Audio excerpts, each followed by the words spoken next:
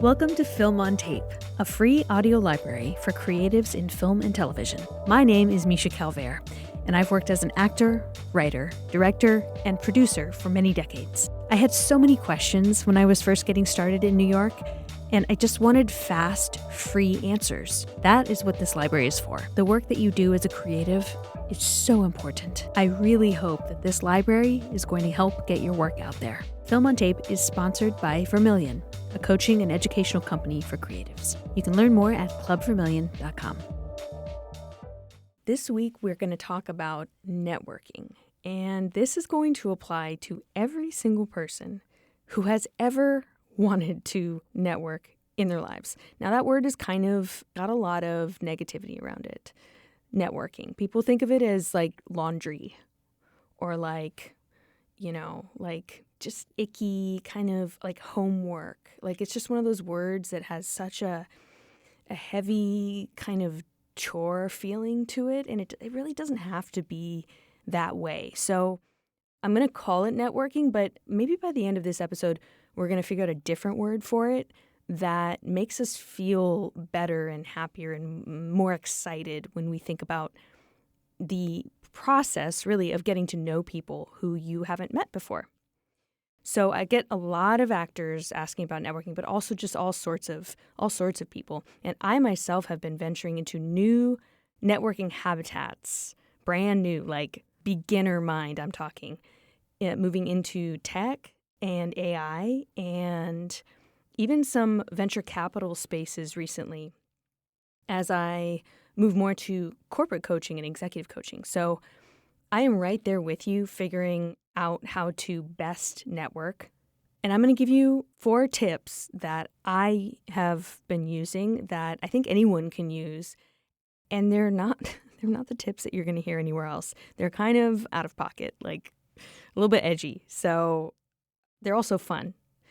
So I'm just going to go through them 1 through 4. And if you use these in a networking event and they work, I want you to let me know. Please let me know if you've tested this and it works. DM me at my Instagram at Misha Calvert or drop me an email, misha@clubvermilion.com. Let me know if these 4 strategies made it easier for you to network. All right, so the first thing that I can say is the easiest way to talk to strangers at an event is to remember the purpose of the event. So remember the assignment. So some examples. Let's say you're at a screening and there's like a little mingling before and after the screening of a film or a pilot or something. Well, the assignment is we're all there to watch something together and ideally have a response to it. So easiest thing to do is to talk about the thing that you're about to see. And it's something that probably most people are going to be extremely open to. And, it's like you don't need to say any more. It's like, let's talk about the thing we just watched. What did you like? And, if you're at a screening, it's really best not to trash talk what you've just seen because you never know if like the executive producer is right behind you or the star is right behind you. So try to keep it positive and keep it, interesting and honest and all that, but just, be careful with that one. Another example is if you're at a panel, like for instance, a panel on AI. Well, the assignment is you go to the panel and you listen to them talk. So afterwards, and I was just at an AI panel about 2 weeks ago, afterwards, the obvious choice is you're going to be talking about AI with the people that are drinking their, whatever, $15 drinks. So you can talk about the thing that brought you all there together. And they can and sometimes even should be really dumb questions like, what did you think of the panel? Wow, that was a really interesting film. How did it make you feel? Could you hear the moderator? Because I couldn't hear them. They can be really dumb questions, but those are called icebreakers. Don't underestimate the value of a dumb icebreaker. And when I do them, I'll even kind of acknowledge to myself, like, oh, this is about to be a really dumb question. Here we go. And people love these icebreakers. They just love, like, any excuse to kind of not feel awkward. So if you think of yourself as, like, your job is to make people not feel awkward, then follow the assignment and just go for that. I am so excited to tell you that I'm launching a brand new slate of classes that are incredibly helpful on my website. Some of the classes include on-camera acting technique and how to self-produce your own film, actor self-care, which is something that nobody talks about, and how to write a feature film in 10 days, which I'm going to teach you how I did it and how you can do it too. And believe me when I say I poured my heart into these courses. Go to clubvermillion.com. I am so excited about this website. I can't wait to work with you. Okay, so the second strategy that is maybe a little bit harder to wrap your head around, but is incredibly important and incredibly effective, is to have curiosity about the people in the room. And not just like the people that look like they might be fancy or, attractive or like where the eye naturally goes, but literally have curiosity for everyone at the event. And what that's going to do is that's going to put the focus on them. It's going to take it off of you like critiquing and judging yourself and feeling so awkward in your own skin. It's going to put the emphasis and the attention on other people, and it's going to be positive attention. So automatically your job is easier because you're not self-criticizing. So all the energy that was going towards being critical towards yourself is now on other people. And, try not to move into the judgment space because that's really easy. It's negative. It zaps the energy out of the room. Try and stay in the positive curiosity of it. And also remember, like, you literally don't know who someone is. Like, these are strangers. So someone could look like, there was a clip of Selena Gomez and her fiance Benny Blanco at the red carpet thing. And he looked so much like a bum that security tried to kick him out of the event. And it was like her event. So you just never know based on how someone looks, who they are, what they're doing there. They could be like running the event or the one person that you wanted to talk to. So stay in your curiosity and let your curiosity guide you to striking up conversations with anyone, everyone.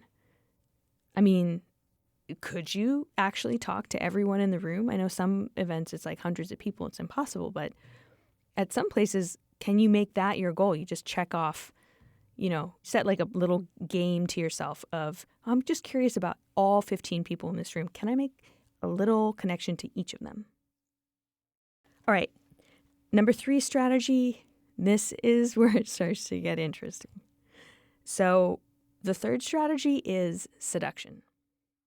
And that doesn't mean sexually, obviously. We're speaking mostly about work events in this context, although it does work at the bar as well. Really what it is it's like a sales tactic, and it is incredibly effective. And seduction, it doesn't have to be romantic. It can be just, I want this person to open up and trust me, and I want to make them feel special. And that's the exchange. Because most people are closed, right? Like, you go to an event and most people are kind of a little bit closed or a little bit like no new friends or just like shut off energy, a little shy maybe. I mean, maybe not at film parties, but you know what I'm saying.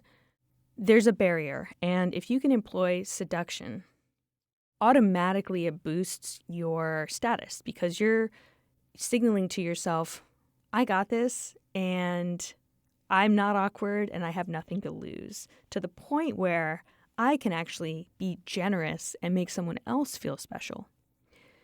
So that kind of liquid, getting somebody to really want to talk to you, and there can be elements of wit and empathy, and I don't want to call this manipulation, although it might start to sound like that. Remember, you're trying to make a connection, and the connection is for both of your benefits. You're really just trying to get close to somebody. So seduction would be my third strategy. And who does this really good is Dacre Montgomery from Stranger Things. There's all these videos on the internet where he just, he'll have his girlfriend, right next to him, and the interviewer on the red carpet, who he's probably never seen before and will never see again, she's asking him questions, this stranger, and he looks like he is in love with her. Or on interview shows, like, you're like, is he in love with everyone he meets? Because his eyes are just so taking in the other person, and his smile, and you can tell, like, he's not thinking at all about himself. He has no shred of insecurity. He's just like falling into the eyes of whoever he's talking to. And it's extremely compelling. And I think it doesn't have to be, again, romantic or sexual in any way. It can be just, oh my God, I want to connect with this person. The fourth strategy and the final strategy is charm. And the charm really wraps all of these together. So we have a purpose for being here, the assignment. We have our curiosity about the other person. And we're able to use elements of seduction to forge a connection with them. The charm brings it all together, and it comes back around to the assignment, because all that is well and good if you connect with somebody and, you have a great conversation.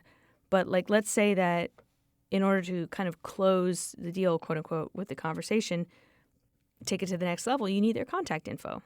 Well, if you just leave it there without getting the contact info, then it was a nice conversation, but like, what do you have to show for it? So the charm allows you to slide in at the end and be like, hey, would you mind if I follow you on Instagram, or can I drop you an email? I'd love to send you that link that I told you about. Or are you on LinkedIn? Whatever can get you to follow up with them. And that's where you take it to the next phase. It's really, really important. The follow-up is key with these professional networking environments. And, on one level, transactionally, everything that happens at the event, the purpose of that is leading up to that follow-up. But it's important to not over-focus on the result of that conversation. So it's like you got to forget that you have an agenda when you're talking to somebody, and then at the very end, remember, oh, right, I need to get their contact info so I can actually have something to show for this conversation. So 2 quick little tidbits to add on to this. If confidence is a problem, you can do 2 things. You can double the amount of time it takes you to get ready. So basically, if it takes you normally 30 minutes to get ready, try getting ready for an hour before you go to this event. And then the second thing, time-tested, classic, bring a wing man or woman. Just a wing to the event with you, and let them wing for you and you wing for them. And talk each other up. It's often very much easier to talk someone else up than to talk yourself up. Not if you're me, because I'm a psycho, but having that wing person there can be really helpful and reassuring. Just make sure you don't only talk to them. In fact, you could set a time limit on how long you talk to each other before you have to go talk to other people. So I really hope that these networking strategies work for you. Let's see, do we have another word for networking? Making friends? Yeah, let's call it making friends. There's no such thing as a stranger, only a friend you haven't met. And on that note, I'm going to a party tonight, and I'm going to be using all of these tactics. So let's see how many new friends I can make. I will see you next week.